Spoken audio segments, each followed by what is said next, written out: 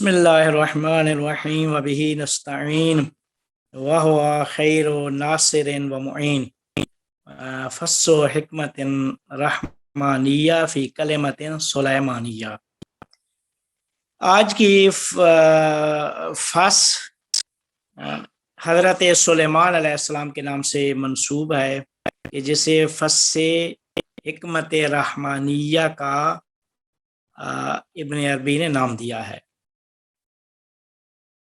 तो इब्न अरबी के गुजारिशात और फरमाइशात से पहले हम एक मुख्तसर सा ज़िंदगी नामा हज़रत सुलेमान नबी का आपकी खिदमत में पेश करेंगे कि सुलेमान अलैहिस्सलाम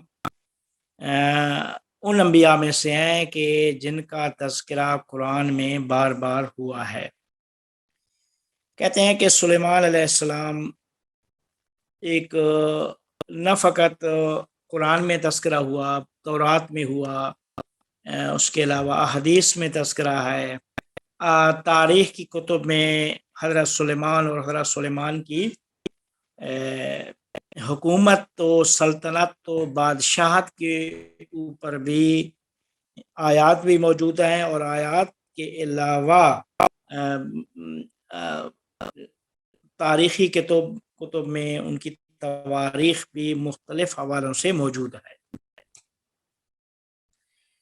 फरमाते हैं कि हज़रत सुलेमान अलैहिस्सलाम के बारे में कुरान में अल्लाह ताला इरशाद फरमाता है, व वहबना ले दाऊद सुलेमान निअमल अब्द इन्नहु अव्वाब, कि हमने दाऊद अलैहिस्सलाम को सुलेमान हिबा किया, सुलेमान अता किया। निअमल अब्द इन्नहु अव्वाब, एक नेक बंदे थे, नेक आब्द थे और बहुत ज़्यादा तौबा करने वाले थे। इन्नहु अव्वाब यानी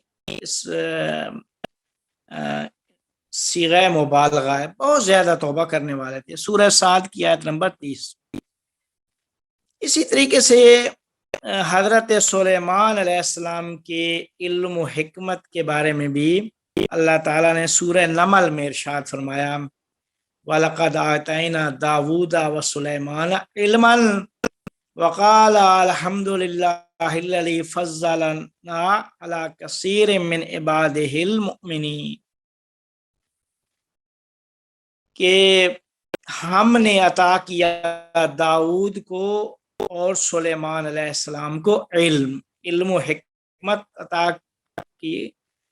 वक़ाल, और दोनों ने कहा, अल्हम्दुलिल्लाहिल्लज़ी फ़ज़्ज़लना अला कसीरिम मिन इबादिहिल मुमिनीन, कि तमाम हम्द व सताइश है उस अल्लाह के लिए कि जिसने हमें बहुत सारे मोमिन बंदों पर फजीलत दी।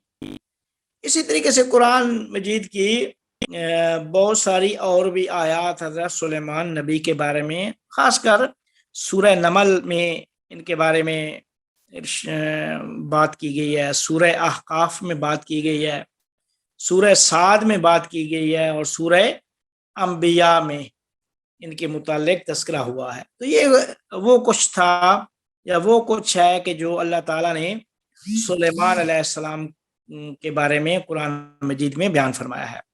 अच्छा, हज़रत सुलेमान अलैहिस्सलाम हज़रत दाऊद के बेटे थे और बनी इसराइल के पैगंबरों में से एक पैगंबर थे। जिस तरह अल्लाह ताला ने कुरान मजीद में बयान किया कि सुलेमान को हमने नबुव्वत अता की और नबुव्वत के अलावा सल्तनत व बादशाहत अता की, नबुव्वत और सल्तनत व बादशाहत अता की। तो एक नबी थे, नबी के अलावा सल्तनत व कुदरत उनके पास थी और अल्लाह ताला ने कायनात के सारे इंसान, जिन्नात, हवा और परिंदों को मुसख्खर कर दिया था हज़रत सुलेमान अलैहिस्सलाम के लिए। तो हज़रत सुलेमान अलैहिस्सलाम तमाम परिंदों की, तमाम हैवानात की बोली भी जानते थे। वलक़द उल्लिमना मंतिक़त तैर, कुरान में है कि हमने सिखाया, हमने तालीम दी सुलेमान को परिंदों की बोली की, कि परिंदों کی جو زبان ہے وہ سکھائی۔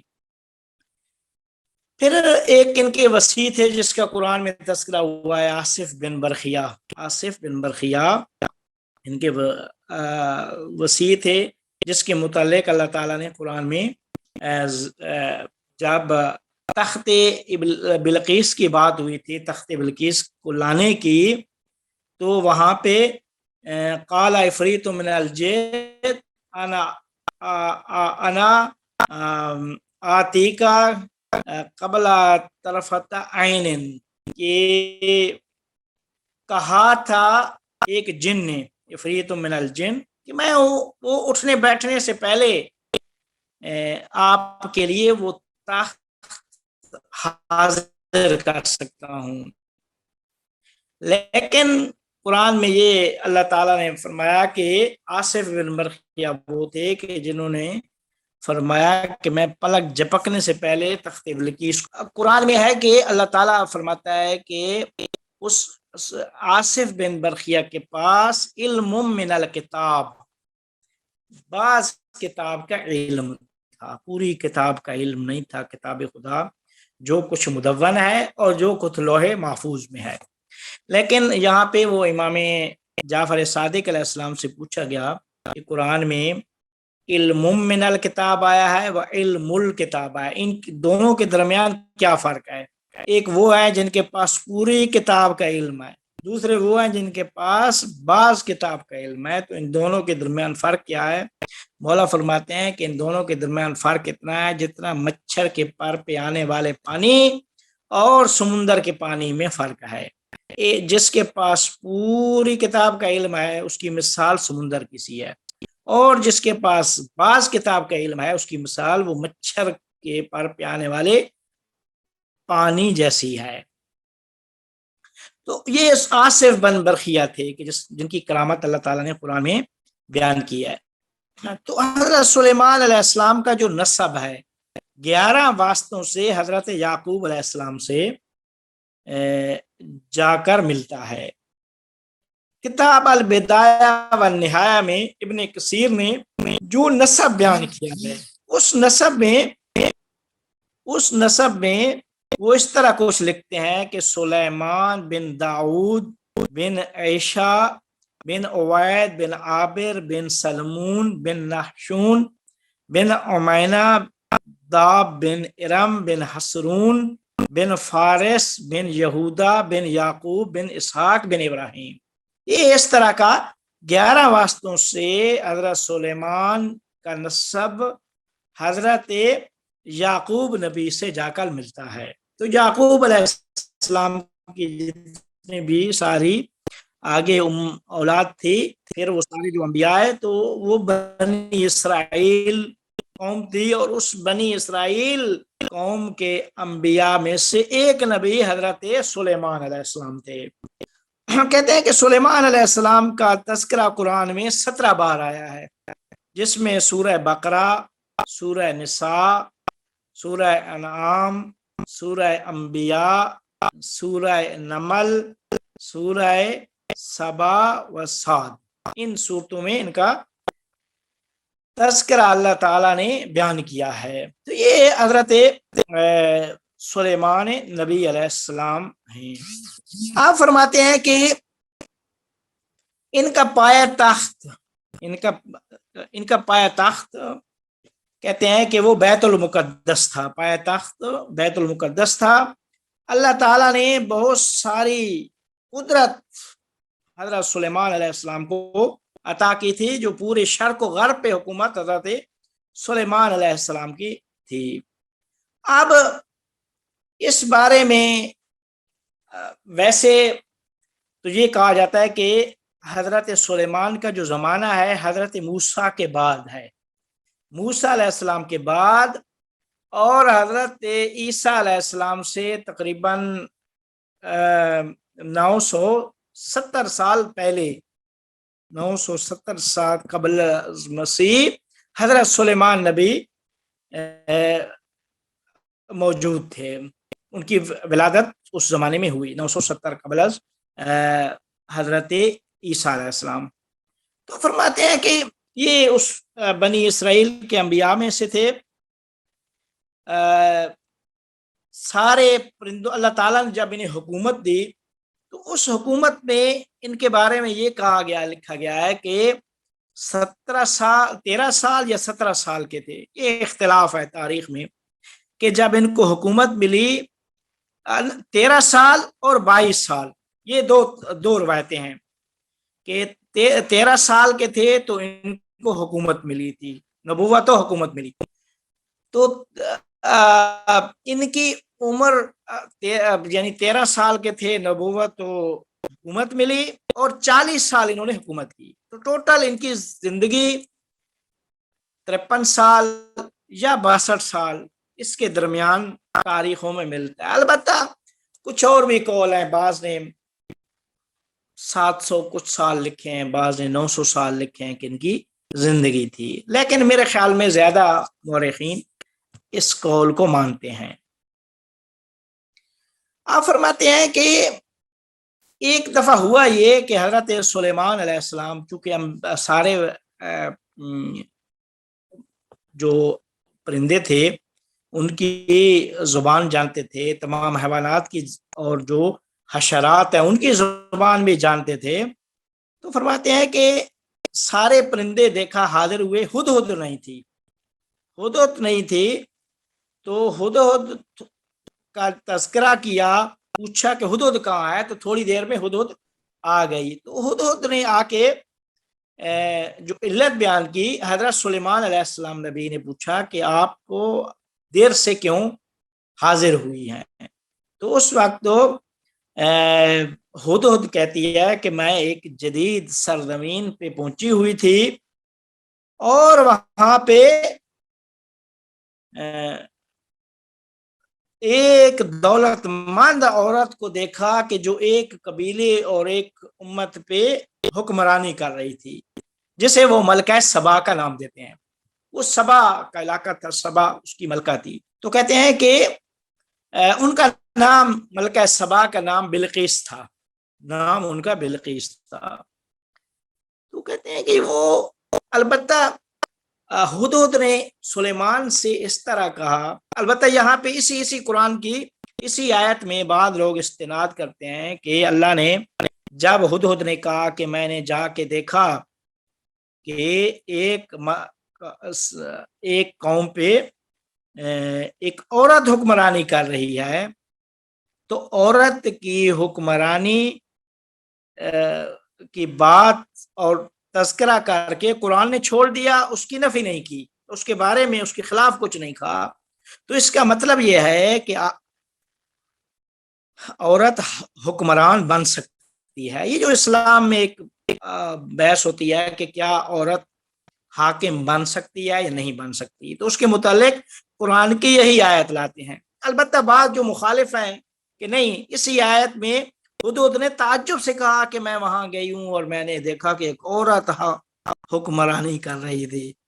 تو کہتے ہیں کہ نہیں، یعنی عورت حاکم نہیں بن سکتی۔ جو مخالف گروپ ہے وہ اس قسم کا استدلال کرتا ہے۔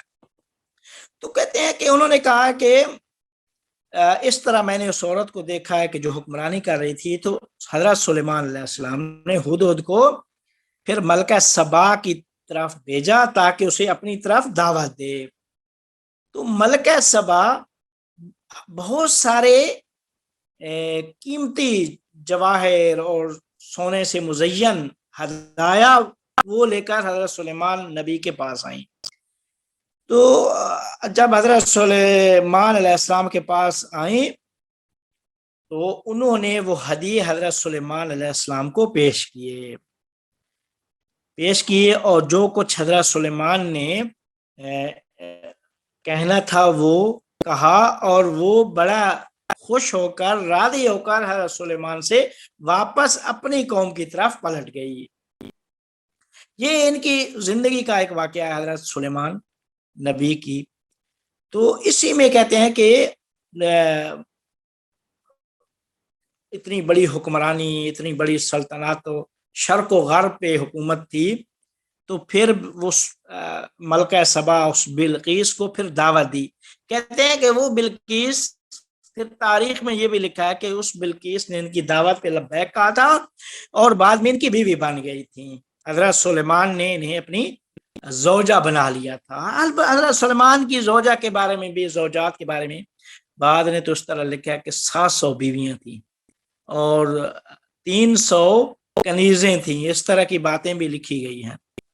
لیکن ایک بیوی ان میں سے حضرت سلیمان کی ایک بیوی بلقیس تھی. یہ بلقیس جب حضرت سلیمان کی دعوت کو قبول کیا تھا تو اس کے بعد حضرت سلیمان نے انہیں اپنی زوجہ بنا لیا تھا. تو فرماتے ہیں کہ اب حضرت سلیمان نبی کے بارے میں ایک بات جو ذکر ہے وہ یہ ہے کہ حضرت سلیمان علیہ السلام وہ آخری نبی ہوں گے کہ جو جنت میں جائیں گے. ایک بات جو اس کا بھی کیا کہتے ہیں بہت زیادہ تذکرہ ملتا ہے کہ بلا اس کے اوپر بحث ہوتی ہے کہ یہ سلیمان علیہ السلام کیوں وہ آخری نبی ہوں گے جو جنت میں جائیں گے. کہتے ہیں کہ وہ اس وجہ سے ہوگا کہ حضرت سلیمان علیہ السلام کے پاس کائنات میں، البتہ ویسے تو حدیثوں میں ہے کہ 4 لوگوں کے پاس حکومت تھی اتنی بڑی، سلیمان، حضرت ذوالقرنین، وہ بخت نصر اور نمرود، 4، 2 مومن اور دو کافر. لیکن کہتے ہیں اتنی بڑی شرق و غرب کی خلافت و حکومت سلیمان نبی کے علاوہ کسی کے پاس نہیں تھی. تو جتنا بڑا عہدہ ہوگا، جتنی بڑی ذمہ داریاں ہوں گی، اتنا زیادہ حساب و کتاب ہوگا. تو کہتے ہیں سارے نبی، چونکہ کسی نبی کے پاس اتنی بڑی سلطنت نہیں تھی کسی نبی کے پاس، تو انبیاء میں سے یہ حضرت سلیمان آخری نبی ہوں گے جو حساب و کتاب دے کر آخر میں جنت میں جائیں گے. ایک وجہ ان کی یہ بھی ملتی ہے. تو فرماتے ہیں کہ یہ تھے حضرت سلیمان علیہ السلام کے بارے میں کہ یہ ان کی زندگی کا ایک واقعہ جو ملتا ہے. اب حضرت سلیمان علیہ السلام کے بارے میں تاریخ میں کچھ ان کی اولاد اور فرزندوں کے بارے میں بھی تھوڑا سا بہت اختلاف پایا جاتا ہے. اگرچہ چونکہ بیویاں زیادہ تھیں، کنیزیں زیادہ تھیں، تو اس وجہ سے بعض نے اولاد کے بارے میں بھی ادھر ادھر کی باتیں لکھی ہیں. تو کہتے ہیں کہ تعداد کے بارے میں کچھ زیادہ چیز تاریخ میں معین نہیں ہے، لیکن ایک کتاب مقدس میں ایک رہبعام کا نام لیا گیا ہے کہ جو ان کے بیٹے تھے کہ جو ان سے پھر ان کی نسل آگے بڑھی حضرت سلیمان علیہ السلام کی. باقی کا نام تاریخ میں اتنا کوئی تذکرہ موجود نہیں ہے. اب یہ ہے کہ حضرت سلیمان علیہ السلام کے پاس کون سی کتابیں آسمانی تھی. کہتے ہیں کہ حضرت سلیمان نبی کے پاس کوئی آسمانی کتاب، صاحب شریعت نبی نہیں تھے، بلکہ حضرت سلیمان علیہ السلام حضرت موسیٰ علیہ السلام کی شریعت کے مروج تھے. وہ موسیٰ علیہ السلام کی شریعت پہ عمل کرتے تھے. یہ ایک بات ہے کہ جو قرآن میں بھی مل جاتی ہے، اور اس کے علاوہ انبیاء کی جو سیرہ لکھی گئی ہے اس میں بھی جو کچھ ان کا تذکرہ ہوا ہے، چونکہ تھے بھی حضرت موسیٰ علیہ السلام کے بعد، تو صاحب شریعت موسیٰ اور عیسیٰ کے درمیان کوئی نہیں تھا سوائے موسیٰ تھے یا حضرت عیسیٰ علیہ السلام. تو اس وجہ سے حضرت سلیمان حضرت موسیٰ علیہ السلام کی شریعت کے مروج تھے. تو فرماتے ہیں کہ حضرت سلیمان علیہ السلام نے 40 سال حکومت کی. جو حضرت سلیمان علیہ السلام نے 40 سال حکومت کیا ہے، اس 40 سال کے عرصے میں اتنی بڑی حکومت میں ان کے بارے میں یہ لکھا جاتا ہے کہ روزانہ کائنات کی ساری مخلوقات کا حساب و کتاب کرتے تھے، اور بہت بڑا دسترخوان لگتا تھا ان کے گھر میں. اور بہت زیادہ اختلاف ہے، بلکہ ہر ایک نے اپنے اپنے ذوق کے مطابق لکھا کہ کیا کیا چیزیں حضرت سلیمان علیہ السلام کے دسترخوان کے اوپر موجود ہوتی تھیں۔ اس کے بارے میں ایک چھوٹی سی وہ گزارش بھی ہے، تو اس میں لکھا تو بہت کچھ گیا ہے، لیکن میں ایک مختصر سی چیز پیش کروں گا جس میں لکھا ہوا ہے کہ حضرت سلیمان علیہ السلام کے پاس ایک فرش تھا جو سونے اور ہیرے اور جواہرات سے بنا ہوا تھا۔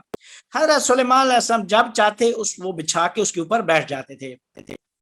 اس کے اوپر جب بیٹھتے تھے تو اسی فرش کو جس طرف لے کے جانا ہوتا تھا وہ چلے جاتے تھے۔ دوسرے لفظوں میں جس طرح لوگ گاڑی آج کل رکھتے ہیں، تو گاڑی جہاں جانا ہو گاڑی پہ اوپر بیٹھ کے چلے جاتے تھے۔ تو کہتے ہیں کہ حضرت سلیمان علیہ السلام کے پاس جانے کے لیے وہ فرش ہوتا تھا، اس پہ بیٹھتے تھے، وہ جنات کو حکم ہوتا تھا، جنات تھے، کائنات کی ساری چیز تابع تھی، تو سارا ان کو جہاں انہوں نے جانا ہوتا تھا وہ یا جنات لے جاتے تھے، یا ہوا کو حکم ہوتا تھا وہ ہوا انہیں لے جاتی تھی۔ تو کہتے ہیں کہ سب چیزیں حضرت سلیمان کے اختیار میں ہوتی تھی۔ حضرت سلیمان ہوا سے بھی باتیں کرتے تھے۔ حضرت سلیمان کے پاس ایک میز تھا کہ جو سونے اور یاقوت جواہرات سے آراستہ تھا۔ کہتے ہیں کہ ایک میز جس کے اوپر خود اپنے لیے تھا، اور 3 میز اسی طرح کے ان کے پاس موجود ہوتے تھے جو مختلف لوگوں کے لیے انہوں نے وہ میز بنائے تھے، جس میں علماء، ان کے وزراء، بنی اسرائیل کے جو بزرگان تھے ان کے بیٹھنے کے لیے وہ سارے کے سارے میز موجود ہوتے تھے۔ سلیمان علیہ السلام کا کہتے ہیں کہ لشکر 100 فرسخ کا لشکر ہوتا تھا، جس میں 25 فرسخ پہ جن ہوتے تھے، 25 فرسخ پہ پرندے ہوتے تھے، 25 فرسخ پہ انسان، اور 25 فرسخ پہ حیوانات ہوتے تھے۔ تو فرماتے ہیں کہ حضرت سلیمان کا جو کچن تھا، تو اس کچن میں روزانہ 100 ہزار گوسفند کو ذبح کیا جاتا تھا، 40,000 گائے ذبح ہوتی تھی۔ یہ سارے کا سارا فقیر و فقراء کے لیے ہوتا تھا، لیکن خود حضرت سلیمان سارے لوگوں کے لیے جو غریب و غرباء فقراء تھے ان کے لیے ایسا کرتے تھے، اور اپنے لیے حضرت سلیمان نبی وہ جو کی روٹی کھاتے تھے، خشک روٹی جو ان کی اپنی غذا تھی۔ لیکن وہ غریب غرباء جو انسان تھے ان کے لیے ایک بہت بڑا دسترخوان تیار ہوتا تھا۔ تو فرماتے ہیں کہ نقطہ یہ ہے کہ حضرت سلیمان کے پاس اتنی بڑی سلطنت، اتنی بڑی دنیا کی زینتیں موجود ہونے کے باوجود کائنات کی ساری چیزیں ان کے لیے مسخر تھیں، تسخیر کی گئی تھیں، اور سب کچھ ان کے پاس موجود تھا، اس کے باوجود انہوں نے دنیا انہیں دھوکہ نہیں دے سکی۔ سب کچھ انہوں نے جو کیا وہ آخرت کے لیے کیا، سارے کے ساری جو چیزیں اس کے لیے مسخر ہوتی تھیں وہ اس آخرت کے لیے خرچ کرتے تھے۔ تو فرماتے ہیں کہ یہ سارا کچھ ہونے کے باوجود حضرت سلیمان نبی آخری پیغمبر ہوں گے جو بہشت میں جائیں گے، اس وجہ سے کہ ان کے پاس ذمہ داری اور سلطنت مشرق و مغرب ان کے پاس تھا، تو اس وجہ سے سب کا حساب کتاب دینے میں اتنا یعنی سلسلہ طولانی ہو جائے گا کہ سارے نبی ان سے پہلے جنت میں چلے جائیں گے، اور وہ آخری نبی ہوں گے کہ جو جنت میں جائیں گے۔ یہ ایک بات۔ پھر کہتے ہیں کہ حضرت سلیمان علیہ السلام کی عاقبت کس طرح ہوئی۔ کہتے ہیں کہ زیادہ تر تاریخ میں یہ ہے کہ 53 سال کی عمر میں اس دنیا سے چلے گئے تھے، 13 سال میں حکومت ملی، 40 سال ٹوٹل انہوں نے حکومت کی۔ فرماتے ہیں کہ ایک ملاقات انہوں نے اسرائیل سے کی، اسرائیل سے ایک ملاقات تھی، تو حضرت سلیمان علیہ السلام نے پوچھا کہ میری موت تو نزدیک تو نہیں ہے. تو اسرائیل نے کہا کہ آپ کی موت جب ملاقات ہوئی تو اس ملاقات میں کہا اسرائیل نے حضرت سلیمان علیہ السلام سے کہ ابھی آپ کی موت کا وقت آ چکا ہے. تو اس وقت حضرت سلیمان نے خدا سے عرض کیا کہ پروردگارا مجھے جنوں سے میری موت کو چھپا لے. کیونکہ حضرت سلیمان علیہ السلام بڑے بڑے جو کام کرتے تھے، محلات جو بناتے تھے، بڑے بڑے گھر بناتے تھے، مساجد تھیں. وہ معبد سلیمان جو مشہور تھا، وہ جو بنایا تھا، جو آج کل بعد میں تبدیل ہوا ہے بیت المقدس میں، فلسطین میں، جہاں حضرت سلیمان علیہ السلام کی مزار بھی ہے، حضرت داؤد علیہ السلام کا مدفن بھی وہیں پہ ہے. تو کہتے ہیں کہ حضرت سلیمان علیہ السلام نے جنوں کو آرڈر دیا ہوا تھا کہ مسجد کی عمارت اور بلڈنگ تعمیر کریں. تو مسجد کی بلڈنگ وہ تعمیر کر رہے تھے. تو کہتے ہیں کہ حضرت سلیمان علیہ السلام نے جب اسرائیل سے ملاقات ہوئی تو اسرائیل نے کہا کہ آپ کی موت کا وقت قریب ہے. تو اس وقت فوراً خدا سے عرض کیا کہ پروردگارا میری موت کو جنوں سے چھپا لے. کیونکہ یہ جن یہ جو سخت کام کر رہے ہیں، مسجد بنا رہے ہیں، اگر انہیں پتہ چل گیا کہ سلیمان نبی فوت ہو گئے ہیں، اس دنیا سے چلے گئے ہیں، تو یہ سارا کام چھوڑ دیں گے اور یہ مسجد کا کام نامکمل رہ جائے گا. یہ ایک بات. دوسری بات یہ ہے کہ ان کو یہ بھی پتہ چل جائے گا، تمام انسانوں کے لیے یہ بھی واضح ہو جائے گا کہ جنوں کے پاس علم غیب نہیں ہے. جس طرح آج کل لوگ کہتے ہیں کہ جنات علم غیب ہے، یہ جو مزخرفات آج کل ہیں جنات کے بارے میں، تو کہ جنات غیب کا علم جانتے ہیں یا اس طریقے سے کوئی اس طرح کی باتیں لوگ کرتے ہیں. تو سلیمان نبی کے بارے میں چونکہ دو طرح کی تاریخ میں ذکر ہے کہ سلیمان علیہ السلام کی جو زندگی کا جو اختتام ہے 40 سال کی حکومت میں، وہ کس طرح ہوا. کہتے ہیں کہ ایک جو تاریخ میں روایت ہے وہ اس طرح ہے کہ سلیمان علیہ السلام نے اسرائیل علیہ السلام سے جب ان کا سامنا ہوا تو اسرائیل نے کہا آپ کی موت کا وقت قریب ہے. سلیمان علیہ السلام نے کہا کہ میری موت کا وقت جب قریب ہے تو اللہ سے کہا کہ پروردگارا میری موت کو جنوں سے چھپا لے. کیوں؟ ایک تو اس وجہ سے کہ ان کو معلوم، اگر میں ان کو معلوم ہو جائے کہ میں سلیمان نبی اس دنیا سے چلا گیا ہے تو وہ سخت کام جو مسجد بنا رہے ہیں وہ چھوڑ دیں گے. اور میں نہیں چاہتا، میں چاہتا ہوں کہ یہ مسجد، یہ معبد جو ہے اس کا کام مکمل ہو جائے، وہ جو معبد جو مسجد جو بنا رہے تھے حضرت سلیمان علیہ السلام. دوسری نقطہ یہ تھا کہ میں ان انسانوں کے لیے وعدے کر دوں کہ جنوں کے پاس علم غیب نہیں ہے، یعنی جب انہیں یہ معلوم نہیں ہو سکے گا کہ سلیمان نبی مرنے کے باوجود بھی ان کے لیے ابھی تک واضح نہیں ہوا یا ان کے پاس ابھی تک علم نہیں آیا کہ سلیمان علیہ السلام زندہ ہے یا مر گئے ہیں. یہ ایک طرح کی کو تاریخ میں ذکر ہے. تو کہتے ہیں کہ سلیمان علیہ السلام نے فوراً جب اسرائیل سے ملاقات ہوئی فوراً محراب میں چلے گئے. اس معبد کے محراب میں جا کر انہوں نے دیوار سے تکیہ لگا لیا، دیوار کے ساتھ سہارا جب لگایا تو اس وقت اسرائیل نے ان کی روح کو قبض کیا. ان کی روح جب قبض ہوئی تو کہتے ہیں کہ جو بھی لوگ سامنے انسان جو جنات جو کام کر رہے تھے تو ان کو معلوم تھا کہ سلیمان نبی کھڑے ہیں ہمارے سامنے اور ہمیں دیکھ رہے ہیں.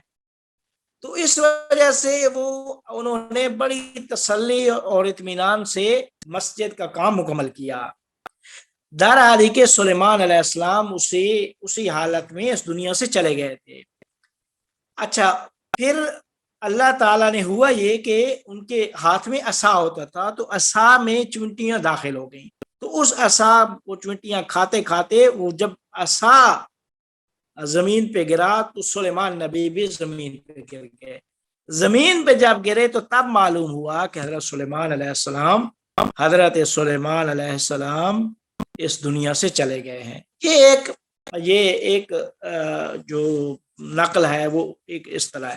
دوسرا نقل یہ ہے کہ نہیں، سلیمان علیہ السلام نے لوگوں سے کہا، جو انسان جو محافظ وہاں پہ تھے، ان کے محل و قصر پہ انسان تھے، جنات سے، انہوں نے کہا کہ کوئی بھی آج میرے محل میں داخل نہیں ہوگا، میں چاہتا ہوں کہ آج کا دن خود اللہ تعالیٰ کی عبادت میں گزاروں۔ تو حضرت سلیمان نے سارے دروازے بند کر کے اس محل میں جا کر تنہائی میں انہوں نے عبادت شروع کر دی۔ تو کہتے ہیں کہ یکدم انہوں نے دیکھا کہ ایک خوبصورت جوانہ وہ سامنے دیکھتے ہیں۔ تو اس وقت سلیمان علیہ السلام فرماتے ہیں کہ میں نے تو سارے راستے بند کیے تھے محل کے، آپ خوبصورت نوجوان اس حالت میں یہاں پہ کون ہے؟ تو اس وقت فرشتے نے عرض کیا کہ میں اسرائیل ہوں اور تمہاری روح قبض کرنے کے لیے آیا ہوں۔ جب یہ بات کی تو پھر فرمایا کہ ٹھیک ہے، اب اللہ کی اذن سے آپ آئے ہیں تو میں سر تسلیم خم ہوں۔ تو کہتے ہیں کہ لوگ حضرت سلیمان کو اسی حالت میں حضرت سلیمان نے تکیہ لگایا دیوار کے ساتھ اور ان کی روح قبض کی گئی۔ اور پھر روح جب قبض کی گئی تو کافی عرصہ بعد لوگوں کو پتہ چلا، جب ان کی وہ عصا کا واقعہ پیش آیا اور اس کے بعد لوگوں کو پتہ چلا کہ حضرت سلیمان علیہ السلام اس دنیا سے چلے گئے ہیں۔ تو یہ تھا حضرت سلیمان علیہ السلام کا یعنی زندگی نامہ، کہ حضرت سلیمان علیہ السلام کی موت اس طرح واقع ہوئی۔ اب یہ ہے کہ حضرت سلیمان علیہ السلام کہاں پہ مدفون ہے۔ حضرت سلیمان علیہ السلام کے بارے میں یہی ہے کہ فلسطین میں بیت المقدس میں جہاں پہ ان کے والد حضرت داؤد علیہ السلام ہے، وہاں پہ ان کی قبر بھی وہیں پہ ہے۔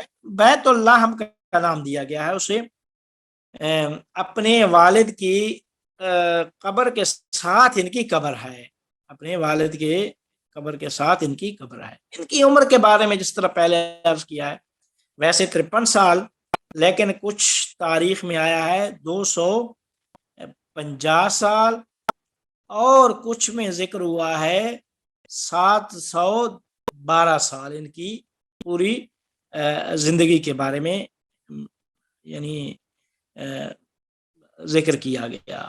تو یہ تھے حضرت سلیمان علیہ السلام کہ جن کو اللہ تعالیٰ نے اتنی بڑی سلطنت دی، پوری کائنات کا علم دیا، کائنات کی ہر مخلوق کی زبان کا علم دیا۔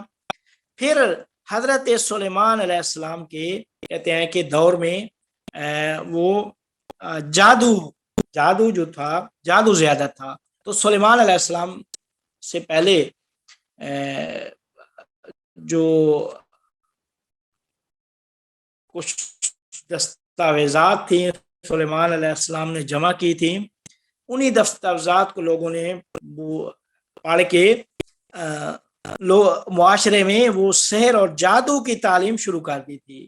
جادو کی جب تعلیم شروع ہوئی تو اس وقت قرآن میں ہے وَيُعَلِّمُونَ النَّاسَ السِّحْرَ، کہ ہم نے اللہ نے يُعَلِّمُونَ النَّاسَ السِّحْرَ فرشتوں کو بھیجا، فرشتوں نے پھر سحر سکھایا لوگوں کو۔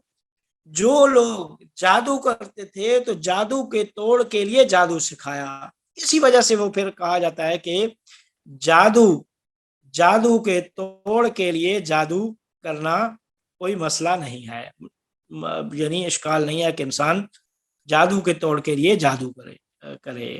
کہتے ہیں کہ یہ حضرت سلیمان علیہ السلام کے یعنی دور میں، چونکہ لوگ حضرت سلیمان علیہ السلام کے دور میں ایک گروہ جادو کرتا تھا، اور اس ایک گروہ کی حضرت سلیمان کو جب پتہ چلا تو حضرت سلیمان نے اس گروہ کی جتنی بھی وہ نوشتے تھے، تحریریں تھیں، وہ ساری کی ساری جمع کر کے ایک کمرے میں اسے محفوظ کر لیا تھا۔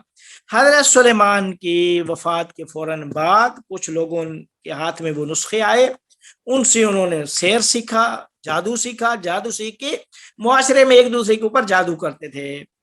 جب اس طرح معاشرے میں جادو رائج پایا تو اللہ تعالیٰ نے فرشتوں کو بھیجا کہ آپ جا کر لوگوں کو جادو سکھائیں. تو جادو کے توڑ کے لیے پھر جادو, تو جادو کی جو ابتدا تھی, جادو کی ابتدا تو پہلے سے تھی حضرت موسیٰ علیہ السلام اور اس سے پہلے جو ہے نا وہ, لیکن جو معاشرے میں پہلے ہوتا یہ تھا کہ ایک گروہ تھا, حضرت سلیمان نے اس گروہ پہ پابندی لگائی تھی, اس سے ساری چیزیں لے لی تھی پابندی.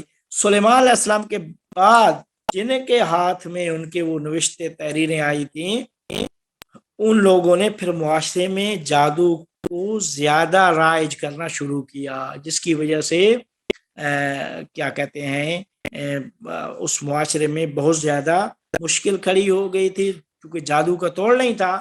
تو اللہ نے قرآن میں یہ واقعہ کہ ہم نے فرشتوں کو بھیجا کہ وہ جا کے دوسرے لوگوں کو سحر سکھائیں, جادو سکھائیں. تو وہ پھر جادو سکھاتے تھے, تو پھر جادو کے توڑ کے لیے وہ بھی پھر جادو کرتے تھے. اس طریقے سے جادو کا توڑ جادو کے ذریعے سے کیا گیا. یہ تھا ایک زندگی. ویسے تو ان کی نبوت و بادشاہت کے متعلق بہت ساری کتابوں میں واقعات بھی تورات میں بھی ہیں, لوگوں نے گھڑے بھی ہیں واقعات, وہ اتنی مستند چیزیں نہیں ہے. میں نے پڑھے ہیں بہت سارے واقعات ہیں حضرت سلیمان نبی کے جو حکومت کے دوران تھے, اور جو حضرت جنات کے ساتھ جو ان کا تعلق ہوتا تھا, انسانوں کے ساتھ, پرندوں کے ساتھ, پھر اس کے اوپر کئی داستانیں ذکر کی گئیں. وہ اتنی مستند داستانیں نہیں ہیں, لیکن ذکر ہیں کہ پھر محلات کے بارے میں داستانیں لوگوں نے گڑھی, کس طریقے سے وہ کیا کہتے ہیں ان کا منبر مزین ہوتا تھا, اچھا کس طریقے سے, اور پتہ نہیں کیا کیا چیزیں ہوتی تھیں. لیکن وہ پھر میں نے وہ پڑھ کے آخر میں جو معتبر جو چیز دیکھی ہے کہ اس میں وہی چیزیں نہ فقط بعد میں نقل نہیں ہوئی, بلکہ ان کو بعد میں جو اہل تحقیق ہے انہوں نے رد بھی کیا ہے. تو اس وجہ سے انہیں پڑھنے کی ضرورت نہیں تھی. جو مستند چیز تھی وہ میں نے آپ کے سامنے پیش کر دیا, اور یہ قرآن میں بھی مستند کا ان میں سے ذکر ہوا ہے. جس طرح ملکہ سبا کا ذکر ہے, حضرت سلیمان کی وفات کس طرح ہوئی یہ ذکر ہے, ان کی حکومت مشرق و مغرب کے اوپر بھی تھی یہ ذکر ہے, حضرت سلیمان سب سے آخر نبی ہوں گے جو جنت میں جائیں گے یہ ذکر ہے. یہ چیزیں جو تھیں یہ ساری کی ساری مستند ہیں, باقی مستند نہیں ہے. تو حضرت سلیمان کی ولادت حضرت عیسیٰ سے 970 سال پہلے تھی, اور وفات ان کی 53 سال کی عمر میں ان کی وفات ہوئی. 40 سال ان کی حکومت تھی. یہی وہ ہے کہ امام مہدی علیہ السلام جب آئیں گے تو ان کی حکومت بھی جہانی حکومت ہوگی, پوری کائنات پوری زمین پہ حکومت ہوگی, اور انہی کی حکومت کا دورانیہ بھی جو مستند دورانیہ ہے وہ 40 سال لکھا ہوا ہے. وہ بھی اس پوری کائنات کے اوپر 40 سال حکمرانی کریں گے. 40 سال کی حکمرانی کے بعد پھر انہیں جب شہید کر دیا جائے گا تو پھر اس کے بعد جو سلسلہ ہوگا تو وہ کتابوں میں وہ واقعات بھی اور وہ حوادثات بھی وہ سارے کے سارے ذکر ہوئے ہیں. یہ تھا حضرت سلیمان نبی علیہ السلام کے بارے میں ان کا ایک مختصر سا زندگی نامہ. اب اگلی نشست میں ہم انشاءاللہ خود فص کے اوپر گفتگو کریں گے کہ فص و حکمت رحمانیہ فی کلمت سلیمانیہ. حکمت رحمانی حضرت سلیمان کے ساتھ منسوب کی گئی ہے. سوری فاضل صاحب, آئی ڈونٹ نو میں ریلیونٹ ہے کہ نہیں, مگر ابھی آپ نے بتایا کہ وہ موسیٰ علیہ السلام کے بعد تھے سلیمان نبی اینڈ داؤد نبی. تو یہ جو جوز کا بلیف ہے کہ ان کے لیے ایک مسیحا مطلب مسایا آئیں گے, تو انہوں نے کیوں ان کو نہیں مانا, کسی اور کو نہیں مانا؟ مطلب اس وقت تو 2-3 نبی آ چکے ان کے بعد, موسیٰ کے بعد, اور کیریکٹرسٹکلی اسپیکنگ مطلب سلیمان علیہ السلام تو بہت ہی مطلب اس طرح سے گرینڈ نبی تھے, بادشاہت تھی, یہ تھی وہ تھی, تو ان کو نہیں انہوں نے کیوں مانا ایز اے مسیحا؟ اور کس مسیحا کے لیے ویٹ کر, کیا ان کی بکس میں ہے ہی؟ کنہوں نے نہیں مانا مسیحا؟ یہودیز جو موسیٰ علیہ السلام کو مانتے ہیں، جو ان پہ ایمان لائے اور کتاب تورات کو مانتے تھے، تو پھر وہی تو اب کہتے ہیں نا کہ مسیحا آئے گا، تو ان کی کتابوں میں ہے کوئی مسیحا کا ذکر، جو کہ ہم کہتے ہیں ظاہر ہے عیسیٰ علیہ السلام تھے، یا مطلب بٹ تو انہوں نے بیچ میں سے یہ نبیوں کو کیوں نہیں مانا؟ دیکھیں نہیں، بنی اسرائیل وہ قوم تھی، بنی اسرائیل وہ قوم تھی کہ جس قوم میں بہت زیادہ نبی قتل ہوئے ہیں، بہت زیادہ انبیاء کو قتل کیا گیا ہے. تو موسیٰ علیہ السلام کے بعد بھی بہت زیادہ انہوں نے قتل و غارت کیا، اور بڑی ہی کوئی خاص قسم کی ایک قوم تھی. تو ان کی دین میں وہ جو مسیحا ہیں، وہ اس کا تو تذکرہ ہے، لیکن وہ بعد اس کو کہتے ہیں کہ وہ آخری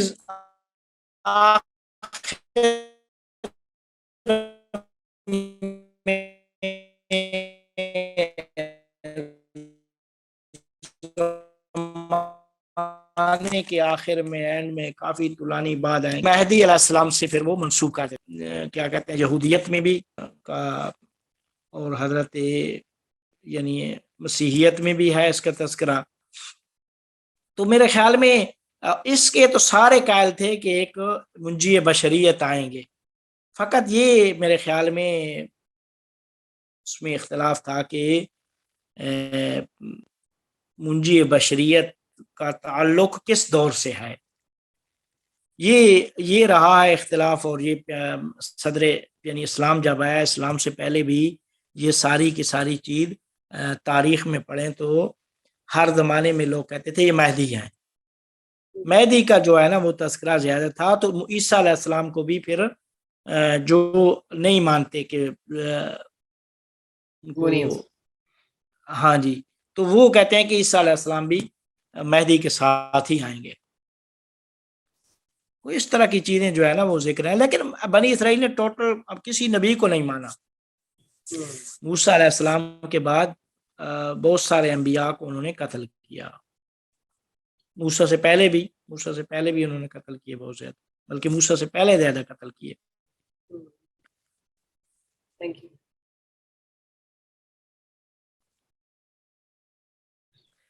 زیادہ انبیاء آئے بھی اسی بنی اسرائیل قوم میں. اسی وجہ سے حدیثوں میں دیکھیں نا، پیغمبر نے فرمایا کہ العلماء من امتی کا انبیاء بنی اسرائیل. وہ ایک ایک دیہات کے لیے ایک ایک نبی اللہ تعالیٰ بھیج دیتا تھا، ایک ایک علاقے کے لیے بھیج دیتا تھا. تو اس کی جو نبوت ہوتی تھی وہ ایک محدود نبوت ہوتی تھی. بنی اسرائیل کے انبیاء کی نبوت محدود ہوتی تھی، وہ اتنی وہ نہیں ہوتی تھی، اس کی زیادہ وسعت نہیں تھی. اچھا آگا، یہ آپ نے یہ سوال تھا کہ جو حضرت بلقیس والا قصہ ہے وہ قرآن میں تقریباً تفصیل سے بیان ہوا ہے، تو اس وہ کیوں بیان ہوا ہے، اس کا معنی کیا ہے، اور اس کی کوئی اخلاقی پیغام ہے، اس میں کیا چیز ہے؟ بلقیس کے قصے کو کافی تفصیل سے بیان کیا، اور پھر وہ جو جنوں کا کردار ہے، ابھی جادو کی بات ہو رہی تھی، میں پوچھنا چاہ رہا تھا کہ جادو اور جن کا باہم کیا تعلق ہے؟ کیونکہ حضرت سلیمان جو ہیں وہ جنوں سے کام بھی کرا رہے تھے، تخت اٹھوا رہے تھے، جو مطلب محل بھی بنوا رہے تھے، اور پھر یہ جن اور جادو کی بات کہ ان کا کوئی باہم تعلق ہے، اور دوسرا حضرت بلقیس کا واقعہ کی کیا اہمیت ہے؟ جی دیکھیں، جن کا اور جادو کا کوئی تعلق، یعنی جادو کا تعلق جن سے نہیں ہے، جادو کا تعلق قوہ خیال سے ہے. جادو کی تاثیر جو ہے نا وہ قوہ خیال میں جا کر اس کی قوہ خیال میں اثر کرتا ہے، لیکن اس کی تاثیر پھر واقع پہ بھی ہوتی ہے. ڈائریکٹ واقع پہ تاثیر اس کی نہیں ہوتی. لیکن کیا کہتے ہیں، جنات کے ذریعے سے ایک انسان کر یہ سکتا ہے کہ جو کام دیر سے انجام پانے ہیں وہ جلدی انجام پا جاتے ہیں، جو فاصلہ دیر سے طے ہونا ہے وہ جلدی ہو جاتا ہے. اسی وجہ سے وہ قال عفریت من الجن کہ میں آپ کو اٹھنے بیٹھنے سے پہلے، چونکہ جنوں میں یہ پاور ہے کہ وہ یعنی کم ٹائم میں زیادہ فاصلہ میں سفر کر سکتے ہیں. جو چیز مثال کے طور پہ 10 گھنٹوں میں آپ لے کے آ سکتے ہیں وہ شاید 5 منٹ میں لے آئیں، 2 منٹ میں لے آئیں. وہ جو واقعہ تھا کیا نام ہے وہ مرزا دبیر کا واقعہ جو پڑھتے ہیں، وہ جو ظافر جن کا ایک پوتا ان کے پاس پڑھتا تھا کہ جس میں وہ کہتے ہیں کہ وہ ایک بوٹی ان کی بیوی کو کسی نے تجویز کی تھی اور وہ حکیم نے بتایا تھا وہ سمندر کی تہ میں ہے. تو اس کو تو معلوم نہیں تھا مرزا دبیر کو کہ یہ جن ہے. تو اس نے لا کے دے دی. انہوں نے کہا میں لے آؤں گا میں صبح جی انہوں نے کہا نہیں آپ کیسے لے آئیں گے سمندر کی تہ میں ہے. تو وہ لے آیا. پھر اس نے بتایا جی میں ظافر جن جو کربلا میں موجود تھا میں اس کا پوتا ہوں. پھر اس ظافر جن کی پھر پوری وہ ظافر جن کی ملاقات بھی کرائی تھی انہوں نے مرزا دبیر سے. کہنے کا مقصد یہ ہے کہ ان جنات میں سرعت، اس کو کہتے ہیں جنات کی کا جو سفر ہے وہ سری ہوتا ہے، بہت تیز ہوتا ہے، حرکت ان میں تیزی سے ہوتی ہے. یہ کام جنات کر سکتے ہیں. باقی جہاں تک سحر کا تعلق ہے اس میں ضروری نہیں ہے جنوں کا ہونا، جنات سے رابطہ قائم کرنا. جنات میں انسان یہ کر سکتا ہے کہ جب جن کو مصغر کرے گا تو اس تسخیر میں جنات سے کام کرا سکتا ہے. مثال کے طور پہ مجھے کوئی چیز چاہیے جو میں نے اسلام آباد میں بیٹھا ہوں تو مجھے ملتان سے چاہیے، لاہور سے چاہیے، کراچی سے، وہ 5 منٹ میں لا کے دے دے گا. یہ جنات کی اسی طرح جنات کی جو حقیقت ہے اس میں بھی یہ بحث کی جاتی ہے. دوسرا جو آپ نے فرمایا ہے حضرت بلقیس علیہ السلام کا جو واقعہ تھا، تو یہ ہوا یہ تھا کہ حضرت سلیمان نبی مشرق و مغرب پہ ان کی حکمرانی تھی. تو ہدہد نے آ کے کہا کہ ایک قوم علاقہ دیکھا ہوں وہاں تو ایک اور حکمرانی کر رہی ہے، وہاں تو آپ کی حکمرانی نہیں ہے. تو حضرت سلیمان نبی نے انہیں پھر اپنی دعوت دی، خط لکھا، دعوت جو ہدہد لے کے گیا تھا وہ خط.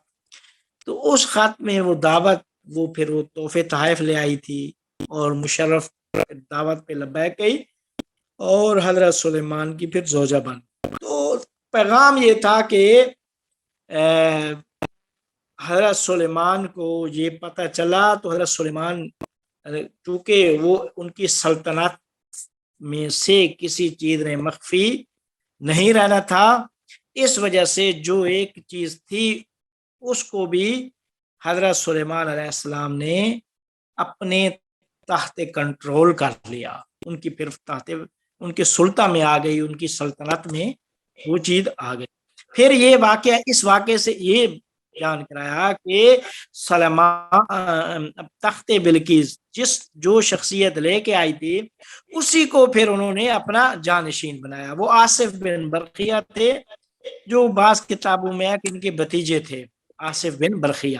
تو آصف بن برقیہ کے حضرت سلیمان نبی کے وصی بنے اور کیا کہتے ہیں ان کے پاس بعض کتاب کا علم تھا. ایک پیغام یہ بھی ہو سکتا ہے کہ سلیمان علیہ السلام کی جتنی ظاہری سلطنت و بادشاہت جتنی بڑی تھی لیکن سلیمان علیہ السلام کی نبوت اور ولایت کا درجہ اتنا بڑا نہیں ہے جتنا ان کے بعد میں لوگ آئیں گے ان کے پاس ہوگا. جس طرح جو ہے نا وہ امام جعفر صادق کا میں نے بیان فرمان سنایا کہ مولا فرماتے ہیں کہ انہوں نے بتایا کہ پلک جھپکنے سے پہلے آصف بن برقیہ نے وہ تخت حاضر کیا تھا. تو آصف بن برقیہ کے پاس بعض کتاب کا علم تھا، لیکن قرآن میں آیا کہ پیغمبر نے فرمایا کہ یقول الذین کافروا لست مرسلا قل کفی باللہ شہیدا بینی و بینکم ومن عندہ علم الکتاب، کہ میری رسالت کے گواہ اللہ اور وہ جس کے پاس علم الکتاب ہے، پوری کتاب کا علم ہے. تو یہ فرمانا چاہ رہا ہے کہ نبی کی نبوت سلیمان کی نبوت و رسالت سے بڑی تھی اور ان کے وسیع کی ولایت کا درجہ بھی ان سے بڑا تھا. سلیمان کی نبوت و رسالت کا جتنا بڑا درجہ تھا تو وسیع بھی اسی کے مطابق ہی ان کو ملا. اب مطلب وہ تھوڑا سا یہ تھا اس میں کہ جو تفصیل ان کی بیوی بلقیس کے ساتھ دی گئی ہے وہ محل میں چلتی آتی ہیں اور وہ اٹھاتی ہیں تو وہ جو عکس پڑ رہا ہے اس طرح کی قرآن میں تفصیل سے. تو اس میں یہ بھی تھا کہ مجھے آج تک کی بات صحیح طرح سمجھ میں نہیں آ سکی کہ یہ قصہ اتنی تفصیل سے کیوں بیان کیا گیا. اگر عورت، وہ تو موضوعات تو اٹھتے ہیں کہ عورت کی حکمرانی ہے یا نہیں ہے، یہ بڑا سوال ہے. جس طرح وہ کچھ ایسے مسائل، وہ تو مسائل ہیں، لیکن اگر اس کو دیکھے کوئی، اگر کوئی دیکھے کہ فلم میں دیکھ رہا ہوں کہ یہ قصہ جو ہے یہ فلم بنا دی جائے تو میں نے کیا دیکھا ہے، یہ کیا ہوا ہے، سمجھ میں نہیں آتا. وہ جن گیا، تخت لے آیا، انہوں نے کہا اب یہ کرو، اب ہدہد کو پہلے ہدہد چلی گئی اور واپس نہیں آئی، ان کو ڈانٹا، کہا کہ کہاں ہے، وہ ناراضگی ہے ہدہد کے ساتھ. تو وہ ہر لگتا ہے کوئی ایسی فلم دیکھی گئی ہے جس کا معنی نہیں سمجھ میں آیا کہ یہ فلم میں ہو کیا رہا تھا. تو اس طرح کا سوال ہے. اگر تھوڑا وقت ہو 10-15 منٹ تھوڑا سا واقعی کو جو قرآن میں جس طرح سے پیش ہوا ہے اگر اس کی معنویت تھوڑی سی واضح کر دیں کہ چاہے عرفاء نے یا ظاہر بات ہے ہمارا موضوع تو فصوص کے متعلق ہے، لیکن چونکہ اس میں خاص طور پہ مجھے مشکل ہوئی ہے ہمیشہ حضرت سلیمان علیہ السلام کے قصے میں جو قرآن میں اتنی تفصیل سے اتنی ڈیٹیل کے ساتھ یہ بیان کرنا، اور ہدہد یہ کر رہا ہے اور پھر جن یہ کر رہا ہے اور جن نے ان کی بات چیت، تو وہ تھوڑا سا کہ کیسے سمجھا جائے اس کو. اس کا تعلق یہ بھی ہے کہ قرآن کے اس طرح کے جو کچھ سیکشنز ہیں ان کو کیسے سمجھنے کی ضرورت ہے. یہ قرآن میں قصہ خوانی جو ہوتی ہے کئی دفعہ وہ سمجھ میں نہیں آتی. جی دیکھیں قصص جتنے ہیں اللہ تعالیٰ نے فرمایا کہ ان قصص میں وَإِنَّ لَكُمْ فِي الْقِصَصِ لَعِبْرَةً، عبرت جی قصص میں. اچھا اس قصے میں کیا عبرت ہے؟ اصل میں قرآن میں یہ ہوتا یہ ہے کہ ہر مفکر، چاہے ہر مفکر پہ جو فکر حاکم ہے وہ اس کے مطابق اس سے وہ عبرت نکالتا ہے. متکلم ہے تو وہ اپنے کلامی ذہن سے وہ اس کو دیکھے گا، مفسر ہے تو تفسیری اس سے کرے گا، فلسفی ہے تو اپنے فلسفے کے، اور عارف ہے تو عارف کے اعتبار سے.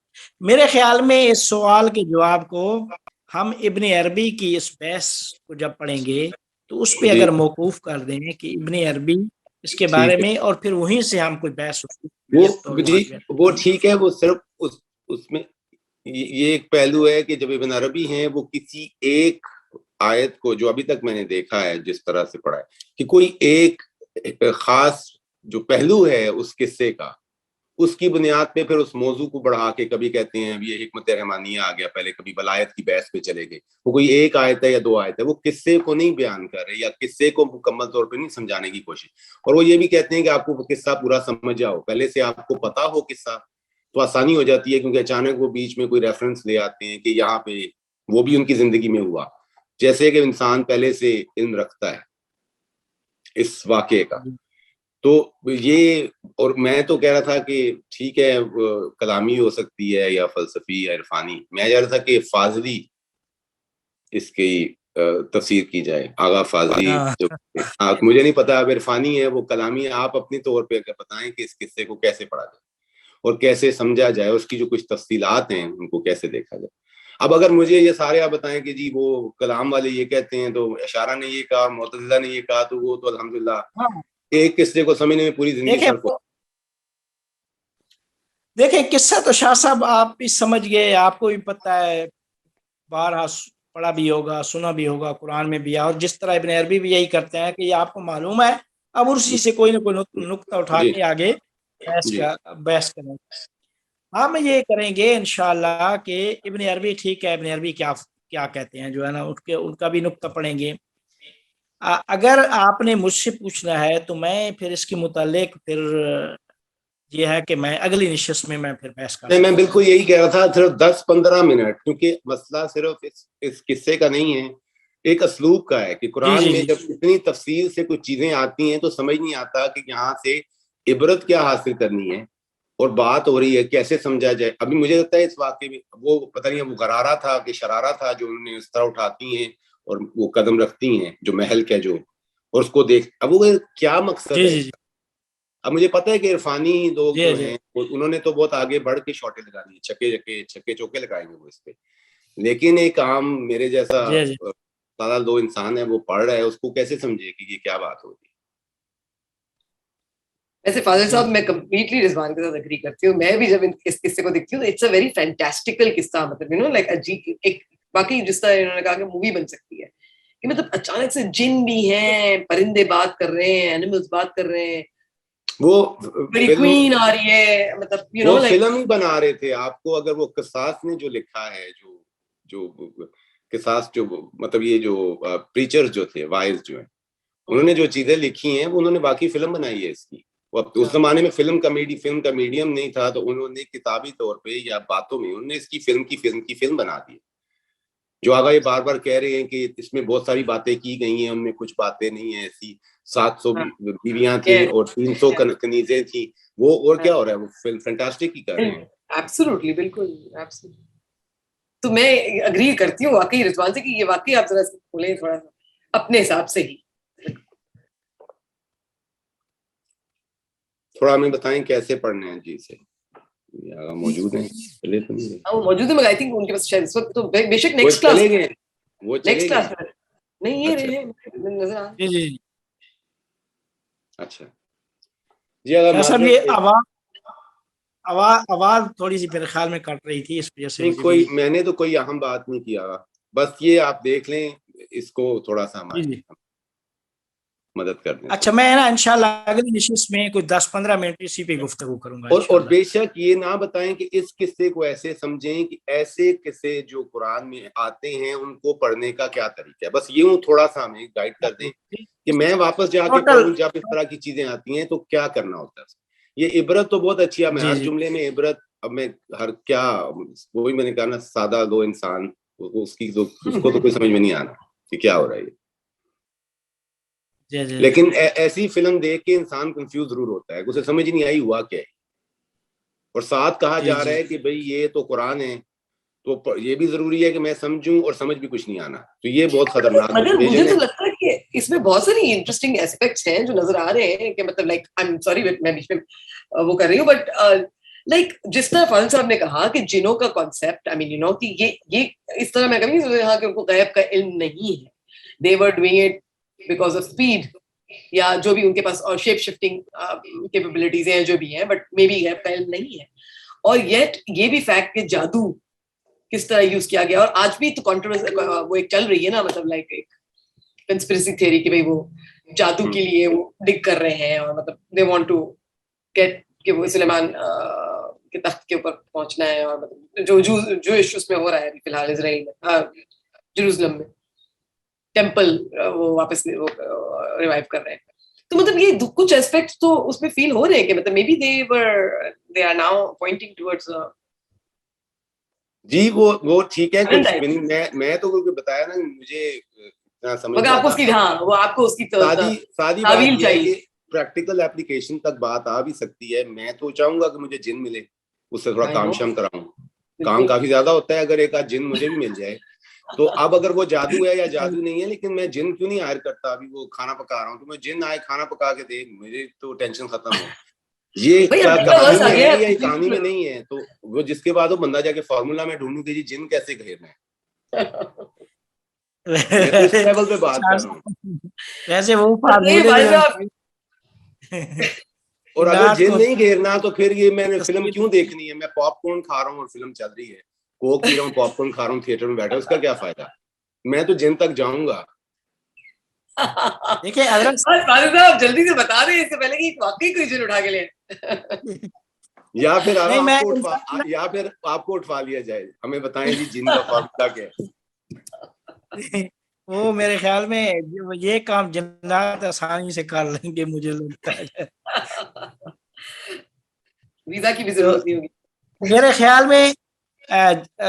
اگر آپ انٹرسٹڈ ہوں تو اگلی نشست میں یہ میں جادو اور جنات کے اوپر بھی تھوڑی سی بحث نہ کر دوں، یہ پہلے 10-15 منٹ جی کر دیں شاہ تھوڑا صاحب، سا، بہت اچھا رہے گا. میں جادو کے بارے میں بالکل ویسے بھی جاننا چاہتی ہوں.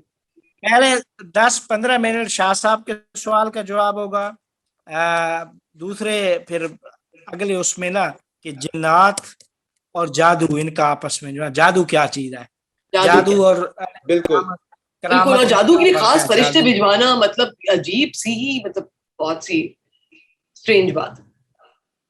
اور جن کو غلامی میں لینے کا کیا ٹوٹکا ہے وہ بھی آپ تیسرا وہ موضوع اس کو بنا دیں. اس کے لیے آپ کسی اور کے پاس جائیں نا رضوان. نہیں یہ عالم بھی ہے، فاضل بھی ہے، بہت کہ سارے نام میں فاضل ہے. عالم فاضل. شاہ صاحب مجھے لگتا ہے کہ جنات غلامی میں لینے کے طریقے بھی ہیں اور آپ ہی جائیں گے انشاءاللہ، لیکن کیا کہتے ہیں وہ پاکستان کے کچھ سادات سے بڑا خوف بھی کھاتے ہیں جو ہے نا، وہ مجھے لگتا ہے اس کے لیے کوئی عمل نہیں ہوگا جو ہے نا وہ. مگر فاضل صاحب قرآن میں یہ بھی تو ہے نا کہ مطلب لائک آپ جنات کے ساتھ دوستی نہ رکھیں. نہیں ہے کہیں پہ دوستی نہ رکھیں. مطلب I specifically remember نہیں میں نے پڑھا ہے. وہ دیکھیں ضرور اس کا reference. وہ شرور جو ہے نا، من شر الوسواس الخناس الذی یوسوس فی صدور الناس من الجنۃ والناس، وہ تو جو شیطان ہے جو دلوں میں وسوسے کرتے ہیں ان سے پناہ مانگیں، وہ چاہے انسان بھی ہو اس کے سکتا ہے علاوہ اور فاضل صاحب میں نے کہیں پڑھا ہے، وہ میں ضرور ریفرنس میں وہ بھی ڈھونڈ کے رکھوں گی انشاءاللہ. جنوں سے دوستی. جنات اللہ تعالیٰ نے جنوں انسان کو بھیجا اسی وجہ سے، اور جنات کا ہونا چاہیے کسی نے. شاہ صاحب کی بات درست ہے کہ کوئی نہ کوئی ایک آدھا جن ہونا چاہیے انسان کے پاس جو ہے نا. بس نہیں میں کوکنگ بھی کرواؤں اس سے اور دوستی بھی نہ رکھوں، یہ تو ممکن نہیں ہے. یہ تو نہیں ہو سکتا جو ہے نا. ہاں جی ساتھ وہ میرا کام کر کے دے، ساتھ میں اس سے دشمنی کروں، یہ کیسے ہو سکتا ہے؟ یہ بات نہیں. مگر آپ کو کس نے یہ کہا کہ اللہ میں نے یہ آپ کو کہا ہے کہ بھئی آپ وہ انہوں نے کوئی اور کاموں کے لیے بنایا کہ اس لیے تھوڑی کہ رضوان کے پاس. نہیں آپ اب دیکھیں مذاق کی بات اپنی جگہ، میری دادی ہیں ان کا غلام تھا جن، ارے پوری فیملی کو پتا ہے. تو بات یہ ہے کہ ایسی چیزیں بھی رہی ہیں تو کسی لیول پہ اس کی پریکٹیکل اپلیکیشن ہے کہ جنات تو موجود ہیں. میں قصہ کلامی کر رہا ہوں. شیخ نور الدین کہتے تھے ان کی کار میں بھی ایک جن لگا ہے، اس کا نام ہے انجن. انجن اس سے وہ جو کہتے ہیں وہ وہاں لے کے جاتا ہے، وہ انجن ہے. نہیں مجھے کل یہ بحث ہو رہی تھی، میں لیکچر دے کے آیا ہوں اور یہ کل بحث اس کے بعد چل پڑی، کیونکہ یہاں مغرب میں تو بالکل جنوں کو کوئی مانتا نہیں ہے. وہ تو آپ کو مغرب بہت مانتا بھی ہے، سائیکیٹرسٹ کے پاس بھیج دیتے ہیں نا. آپ جن سم ٹائپ کی کوئی بات کریں تو میں انہیں کہا تھا کہ مجھے $450 کا جو بعد میں $950 کا ٹکٹ ملا ہے وہ جن نے دلوایا. تو میں نے اس کا ایک فنامنا تھوڑا سا یہ مطلب تجربے میں ہے، مشاہدے میں ہے. تو سوال یہ ہے کہ یہ ابھی جس طرح ہم بات کرتے ہیں دین کی اور دنیا کی اور وجود کی اور موجودات کی، اس میں نہ جن شامل کیے جاتے ہیں نہ کہ ہمارے آس پاس ہیں، اور فرشتے بھی آس پاس ہیں. تو گھر میں فرشتے ہیں بھائی، فرشتوں کے ساتھ اگر میں چاہوں تھوڑی بہت گپ شپ لگ جائے یا تھوڑا میری مدد کر دیں تو کچھ کیا کریں گے؟ اگر فرشتے موجود ہیں تو ان کو بھی کام پہ لگایا جائے اگر سنتے ہیں میری. لیکن وہ شاید بالکل ہی خدا کے ساتھ ہیں تو ان کا ہماری نہیں سنیں گے. جن تو سنے گا نا. تو کوئی دوستی ہوئی، لڑائی ہوئی تو بھائی دوستی کر لی، دوستی ہوئی تو لڑائی کر لی. کوئی کچھ تو کوئی کروں کہ جن موجود ہیں. میرے خیال میں بالکل پریکٹیکل سوال ہے. نہیں جنات دیکھیں شاہ صاحب، روایتوں میں ہے کہ جنات کی تعداد بہت زیادہ ہے کہ اگر فرشتے نہ ہوں تو آپ کو زمین کے اوپر چلنے کا راستہ ہی نہیں ملے، اتنے زیادہ ہیں جن. جی تو آغا دیکھیں اتنے زیادہ جب ہیں تو ایک دو چیزیں تو ہوگی نا. ایک طرف میں پناہ مانگ رہا ہوں شریر جنوں سے اور وہ شریر انسانوں سے بھی، اور دوسری طرف حضرت جو حضرت سلیمان علیہ السلام ہیں وہ جنوں سے کام کروا رہے ہیں. تو یہ دوسری پاسبلٹی تو ہے ہی نہیں ہے. بس سورہ فلق سورہ ناس ہی ہم پڑھتے رہتے ہیں تو جو کہ جنوں سے کام دیکھیں. حضرت سلیمان علیہ السلام کام جو کرواتے تھے تو وہ جنات سے، اور جو شریر ہوتے تھے ان سے وہ پھر ان کو ہدایت بھی کرتے تھے، ان کی تربیت بھی کرتے تھے کہ بندے کے بچے بنے. یہ کیا میں تو سوچ رہا ہوں کسی جن کو، عالم جن کو اپنا استاد لے لیا جائے اور اسے اسائنمنٹ کریں. ہاں یہ میرے خیال میں ممکن ہے، یہ اگر کریں تو بہت اچھا ہوگا. تو اس کا بھی کوئی ٹوٹکا ہونا چاہیے کہ جی عالم جن کو کیسے ڈھونڈنے ہیں، ان سے علم حاصل کرنے، تاکہ ہم بھی مجنون ہو جائیں، جن کا قبضہ ہو جائے ہم پہ. میرے خیال میں علی حیدر صاحب اس کے بارے میں نا بہت، وہاں پہ بھی میرے خیال میں انڈیا میں وہ بھی لکھ رہے ہیں کچھ. بنگلہ دیش میں لوگ ہوتے ہیں جو ہے نا وہ. یہ انہوں نے عارفہ نے کچھ لگایا ہے میرے خیال میں. یہ if I may add، مجھے یاد آ رہا ہے کہ نیوکلیر سائنٹسٹ ہیں، یہ ڈائریکٹر جنرل بھی تھے اٹامک انرجی کمیشن کے. تو انہوں نے ان کے روٹ بوائے کی ایک بحث میری نظر سے گزری تھی، یہ کہتے ہوتے تھے کہ ہمیں جنات قابو کر کے ان سے ڈیم وغیرہ بنوانے چاہیے. یہ ایک آرٹیکل میں اس کو ڈھونڈوں گی ان کا، اگر مجھے آرٹیکل مل جائے ان نیوکلیر سائنٹسٹ کا. اوکے کول، بس جی جی جی. ویسے حالات، ویسے واقع کچھ علماء کے حالات زندگی اور واقعات میں بھی جنات کا تذکرہ ہوتا ہے.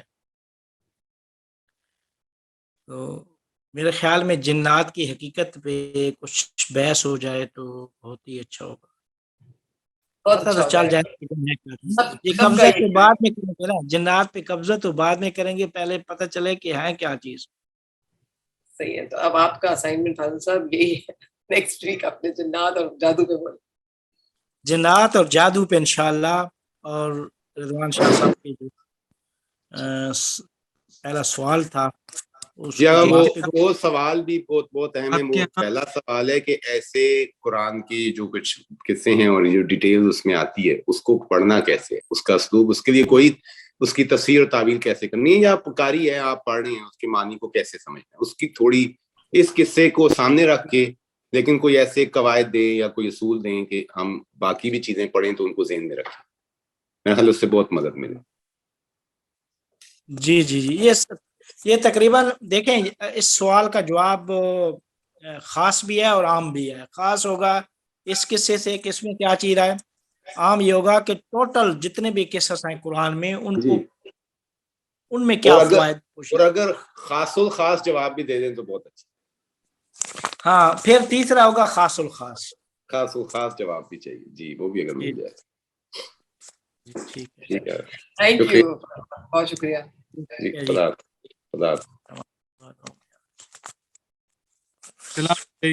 بہت بہت شکریہ.